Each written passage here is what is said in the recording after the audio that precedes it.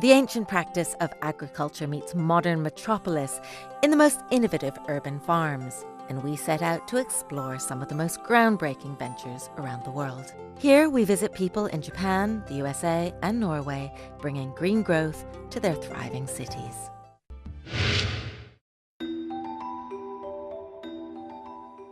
Farmers in Japan are a graying breed. It's happened gradually, over decades, as young Japanese have moved to cities in search of jobs, leaving retirees to look after the country's farms. But one company has an idea that could inspire young urbanites to shed their suits and go back to the land. In the center of Tokyo's busy financial district, Persona Group, a Japanese staff recruitment firm specializing in clerical, technical, and IT services, has made its headquarters a model for urban farming. Persona moved here in 2010, refurbishing a 50-year-old building with the help of Tokyo-based architecture firm Kono Design. 私たちはその都会だけでその農業を広めていくということではなくて、やっぱり地方が農業によって元気になるというところと、それでそこの地方にもたくさんの雇用が生まれていくということを目指しています。なのでここの農園はその、一つのシンボル的なというか情報発信でもありまして、このプロジェクトとともに実際の地方で農業の活性化とか地域の活性化につながるようなプロジェクトというのもたくさん行っています。ですが、そういった中で課題となっていたのが、都会の特に若い方ですとかビジネスマンの方々にとっては非常に農業という産業が距離のある遠い産業だったというところがありました。なのでもっともっと都会のこうした経済の中心地の中で多くの方に農業に可能性を感じていただいたり興味を持っていただいたり、そういった情報発信をやっていく必要があるんではないかというふうに考えておりまして。Everywhere you look, something is growing. There's Japanese pumpkin and bitter melon dangling from trellises, and eggplant sprouting in the lobby. Hydroponic trays produce lettuce and salad greens in a climate-controlled room. Tomatoes hang from a conference room ceiling. Herbs sprout in every nook and cranny. And papaya and passion fruit trees double as partitions for meeting areas. Eventually, most of the edibles will find their way onto the menu at the employee canteen.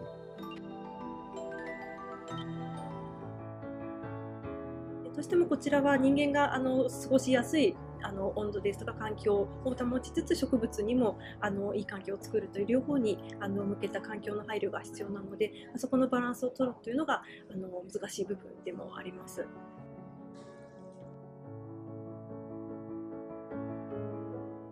社員もやっぱり愛着を持って見てくれるというのもありますし、あと野菜の面で言えばここで取ってすぐに食べることができるので輸送の時間とかコストが全くかからないというところと、あとはやっぱり新鮮なので栄養価の高い状態で社員の皆さんに食べていただくことができるのでその点はすごく好評いただいています。Tending to the greenery is a year-round job for 10 employees. When they're not watering and pruning and harvesting, the staff lead tours and meet with customers. The office farm has attracted so much interest from other companies that it spawned a new venture for Persona. The company now teaches others what it's learned and has invested in 2 fertile plots west and north of Tokyo, where it's training a younger generation of internet-savvy farmers. From Monocle in Tokyo, I'm Kenji Hall.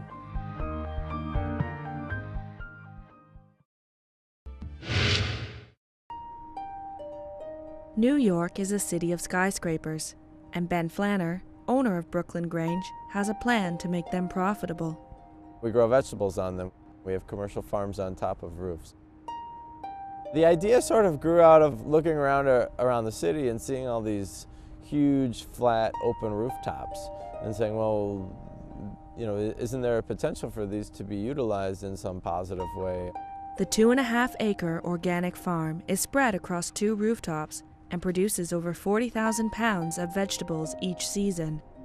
Carrots, kale, peppers, and salad mix are sold to New Yorkers through farmers markets and a community-shared agriculture program. The farm also sells directly to restaurants. While traditional crops are the staple, they produce a variety of vegetables that aren't available elsewhere. There are over 40 different types of tomato plants alone. Now in their third season, Brooklyn Grange is proving that commercial urban farms are possible. Our margins are tight and we have to be very scrappy. We have to sort of optimize which crops we grow and figure out which ones are the most profitable for us. The farm cuts costs by producing their own fertilizer through composting and capturing stormwater. While growing food is the farm's main goal, they also provide a place for the community to gather.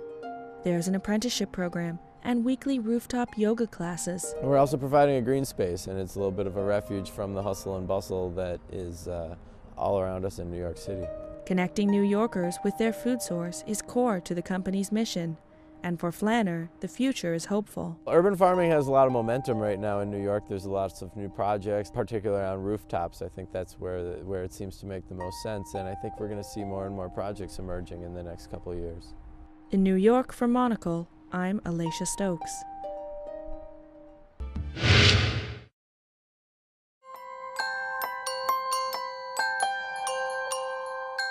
The harborside neighborhood in Oslo is literally rising out of the sea. As property prices continue to rise, the city is forced to open out to the water, reclaiming land to make space for new urban development. The Sørenga district is today a mix of residential buildings and art projects, surrounded by the construction that goes on in the background. As residents begin to move in, they're also trying to figure out how to make use of the new spaces along the waterfront. This area 10 years ago was just, there were drug dealers, prostitutes, containers, darkness, and nothing positive. This garden here is open for everyone, and that's what's really, really beautiful about it. You just prove that it's possible to make a project work where it's just not born to work. Kjersti Lie is one of 100 residents from local districts who've been given space in the allotment. This is a transient space in the city. It's only meant to be here for a period of 3 years. One of the fields is used to grow ancient grains from before the industrial era. The San Francisco artist Amy Francischini and the art group Future Farmers have set up a bakehouse at the other side of the allotment. The bakehouse references historic traditions in Scandinavia, and Future Farmers want to encourage residents to think differently about food. Farming is very interesting to us, but then you need the mechanisms to cook and bake and share the food, and I think that's when the real conversation begins. The urban gardens that have been planted here are temporary allotments, but already there's a community around it and it has a life of its own that's starting to ask some of these questions. When Future Farmers leave the area, they want the residents to carry on with the project on a local basis, which is why they've invited residents to take part in every stage of the project. The area and the surroundings will eventually be a business and residential district, and the local residents are proud of their efforts to shape its future. And you can see how many positive people that are here, taking care of their little plants, looking at things growing from nothing. And for a lot of people, it's the first time they do that. And I find that really beautiful. In Oslo, for Monocle,